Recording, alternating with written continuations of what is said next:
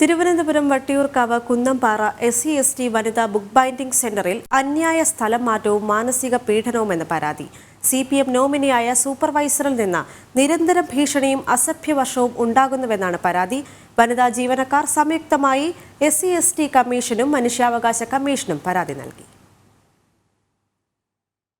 Thiruvananthapuram corporation കീഴിൽ പ്രവർത്തിക്കുന്ന Vattiyoorkavu Kunnumpara SC/ST വനിതാ ബുക്ക് ബൈൻഡിംഗ് സെന്ററിലാണ് വനിതാ ജീവനക്കാർ മാനസിക പീഡനത്തിനും അന്യായ സ്ഥലമാറ്റത്തിനും വിധേയരാകുന്നത്. CPM നോമിനിയായി അടുത്ത കാലത്തെത്തിയ സൂപ്പർവൈസർ ബിബു എന്ന ഉദ്യോഗസ്ഥനെതിരെയാണ് 10ഓളം വരുന്ന വനിതാ ജീവനക്കാരുടെ പരാതി. ബിബുവിന് ഈ പ്രസ് ഞങ്ങളുടെ കുന്നംപാറ പ്രസ് അടച്ചു പൂട്ടണം. ഈ കോർപ്പറേഷനിലെ പ്രസ് മാത്രം പ്രവർത്തിച്ച് അവിടുത്തെ വർക്ക് മാത്രം അവർക്ക് ഇഷ്ടമുള്ള 3 പേരുണ്ട്. ആ 3 പേരെയും മാത്രം സേഫായിട്ട് കൊണ്ടുപോയി കാര്യങ്ങൾ നടത്തിക്കൊണ്ടു പോകണം. ഇപ്പോഴും അതിന്റെ ഒരു പദ്ധതിയാണ് ഇപ്പോൾ ഒരുക്കി എടുത്തോണ്ടിരിക്കുന്നത്. പുള്ളിക്ക് ഒരു സ്വന്തം പ്രസ് ഉണ്ട്.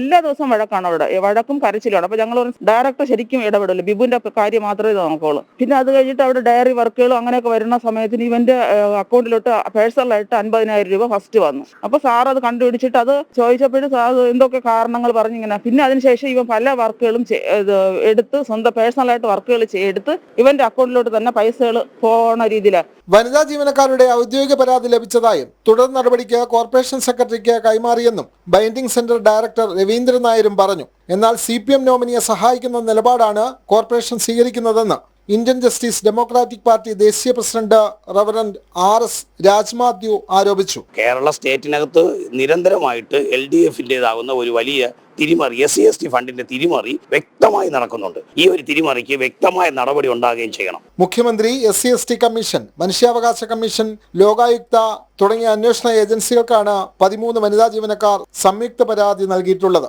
ജനം, തിരുവനന്തപുരം.